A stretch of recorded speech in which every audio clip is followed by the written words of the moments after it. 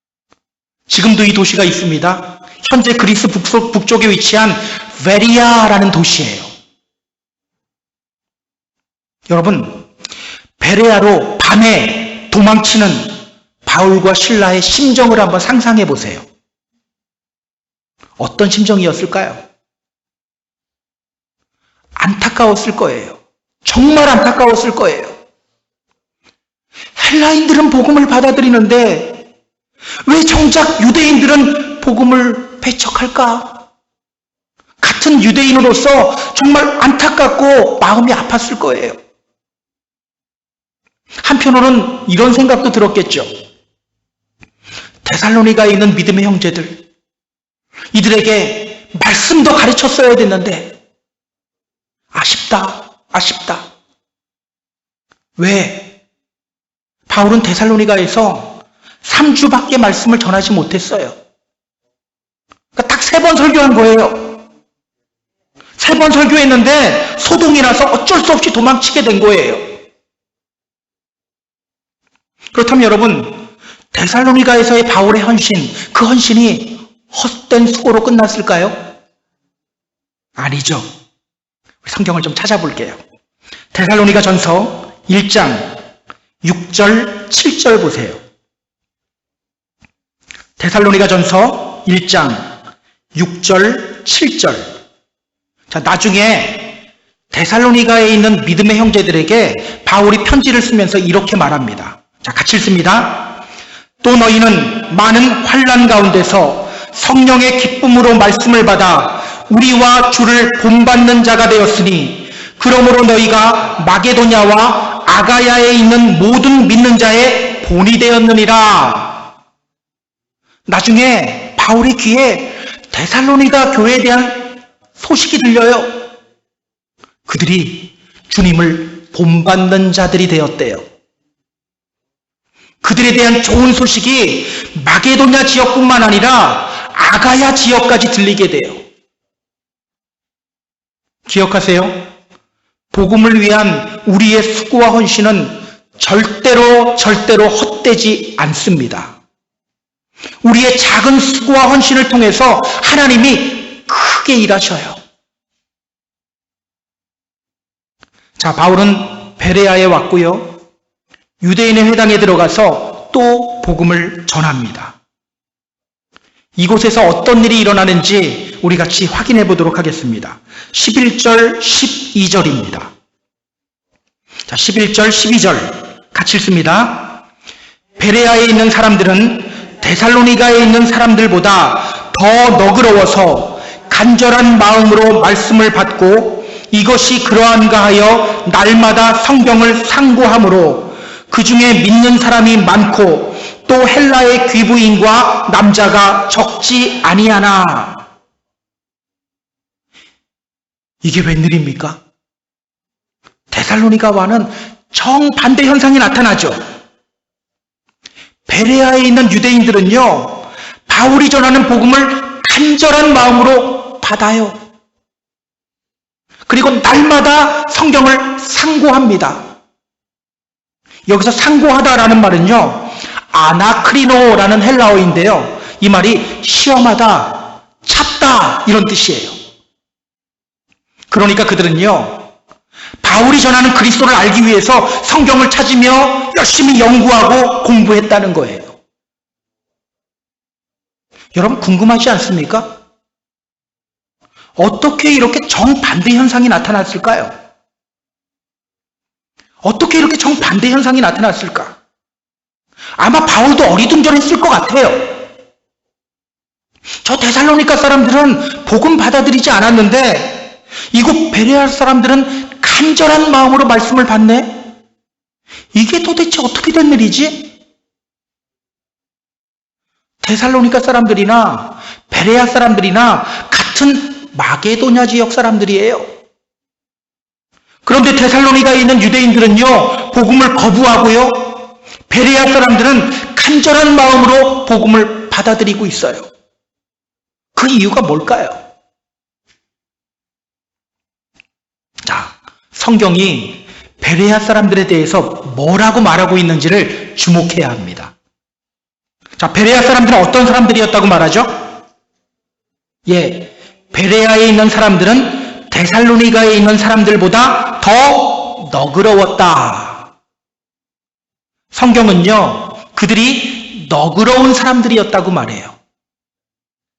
너그러웠다. 너그러운 마음을 가지고 있었기에 복음의 말씀을 받아들였다고 말해요. 이 말이 도대체 무슨 뜻이죠? 너그러웠기 때문에 복음의 말씀을 받아들였다. 이 말이 도대체 무슨 뜻일까요? 어떤 번역본은요, 이 부분을 open-minded 이렇게 번역을 했더라고요. 그들의 마음이 오픈마인드라서 다른 주장에 대해서 열려 있었기 때문에 그들이 따지지 않고 복음 받아들였다는 걸까요? 그렇지 않아요. 그런 뜻 아니에요. 헬라어 성경을 보니까요, 이런 단어가 사용됩니다. 유게네스라는 단어가 사용돼요. 이 단어는요, 이런 뜻이에요. 너블, 고귀하다, 존귀하다라는 뜻이에요. 그러니까 그들은 존귀한 사람들이었다라는 거예요. 고귀한 사람들이었다라는 뜻입니다. 때문에 복음의 말씀을 잘 받아들이게 되었다는 거예요. 더 헷갈리죠? 더 헷갈리죠? 이 말은 그럼 또 무슨 뜻일까요? 그들이 존귀한 사람이었기 때문에 복음의 말씀을 잘 받아들였다. 이 말은 도대체 무슨 뜻일까요? 데살로니가에 있는 유대인들이나 베레아에 있는 유대인들이나 모두 디아스포라 유대인들이에요. 모두 신분이 비슷한 사람들이에요. 그런데 성경은 베레아에 있는 유대인들이 더 존귀한 사람이었다고 말해요. 그렇기 때문에 복음 잘 받아들였다고 말합니다. 이 말이 도대체 무슨 뜻일까? 자, 베레아 사람들을 향해 존귀한 사람이라고 말하면서 성경이 누구와 비교하고 있는지를 봐야 돼요. 누구와 비교하고 있죠? 데살로니가에 있는 유대인들과 비교하고 있죠. 데살로니가에 있는 유대인들보다 더 존귀했다고 말해요. 자, 여러분, 데살로니가에 있는 유대인들이 복음 받아들이지 않은 이유가 뭐였죠? 시기심 때문에. 쉽게 말하면 그들 안에 있는 열등감 때문에. 그것과 반대로 성경은 베레아 사람들을 향해 너블, 즉 존귀한 사람들이었다라고 말하는 거예요. 그렇다면 여러분, 베레아 사람들이 데살로니가 사람들보다 더 존귀한 사람이었기 때문에 복음의 말씀을 잘 받아들였다. 무슨 뜻입니까? 예, 베레아 사람들은요, 열등감으로 똘똘 뭉친 사람이 아니라 스스로를 존귀하고 고귀하게 여기는 사람들이었다는 거예요. 그렇기 때문에 복음을 간절한 마음으로 받아들이게 되었다는 뜻입니다. 여러분 반드시 기억하세요. 스스로를 존귀하게 여기는 사람이 복음의 말씀 더 잘 받아들여요. 스스로를 존귀하게 여기는 사람들이 복음의 말씀 앞에서 무릎 꿇게 돼요. 목회를 하면서 알게 된 것이 있어요. 정말 많은 사람들이 자기 자신을 존귀하고 보배롭게 여기지는 않아요. 어디 가서 자존심을 세우는데 실제로 자기 자신을 존귀하고 보배롭게 여기지 않아요. 정말 많은 사람들이 시기심과 열등감에 갇혀서 살아가요. 그 열등감 때문에 다른 사람들을 오해하고 함부로 판단해요. 누가 전화 한 번 안 받아도 힘들어해요. 혹시 내가 싫어서 내 전화 피하는 건가? 화장실 가느라고 못 받았다니까요. 어떤 사람이 하나님의 사랑으로 친절 베풀어도 오해해요. 무슨 꿍꿍이지? 무슨 속셈이 있는 거 아니야? 그렇게 혼자 해석하고 소설 쓰고 오해하다가 주저앉는 거예요. 누가 주저앉힌 것도 아니에요. 혼자. 사실 여러분 교회 안에서 일어나는 오해와 거짓의 대부분은요, 다 열등감에서 시작되었다고 봐도 무리가 아니에요. 여러분은 여러분 자신을 얼마나 존귀하게 여기고 있습니까? 얼마나 존귀하게 여기고 계세요? 오늘 주님은 우리를 향해 이렇게 말씀하고 계십니다. 내가 너를 지명하여 불렀다. 내가 너를 보배롭고 존귀하게 여긴다. 세상이 나를 어떻게 평가하는가? 이거 중요하지 않아요. 하나님이 나를 어떻게 평가하는가? 이게 중요한 거예요. 잊지 마세요. 우리는 주님 보시기에 모두 보배롭고 존귀한 사람들이에요. 아무리 생각해봐도 나는 아닌데 주님은 그렇게 보시고 그렇게 만들어 가셔요. 우리 옆 사람을 보면서 이렇게 말해볼까요? 당신은 보배롭고 존귀한 사람입니다. 당신은 보배롭고 존귀한 사람입니다. 자, 이제 말씀을 정리할게요. 우리 사랑하는 펜사콜라 한인교회 성도 여러분, 오늘 여러분의 습관이 무엇인지를 한번 점검해 보세요. 우리의 습관이 우리를 만듭니다. 함께 모여 예배하고 기도와 찬송으로 교제하는 것을 습관으로 세우시기 바랍니다. 그렇게 마지막 날까지 이 믿음의 길 잘 걸어가는 저와 여러분 되었으면 좋겠어요. 여러분은 모두 보배롭고 존귀한 사람들입니다. 절대 잊지 마세요. 우리 모두 하나님의 형상대로 지음받은 존귀한 사람들이에요. 우리 누구 닮았어요? 하나님 닮은 존재들이에요. 세상의 눈으로 여러분 판단하지 마세요. 하나님의 시선으로 여러분 자신을 판단하시기 바랍니다. 그때 우리는 말씀 앞에 무릎 꿇을 수 있게 됩니다. 말씀에 순종할 수 있게 됩니다. 끝까지 이 믿음의 길 포기하지 않게 됩니다.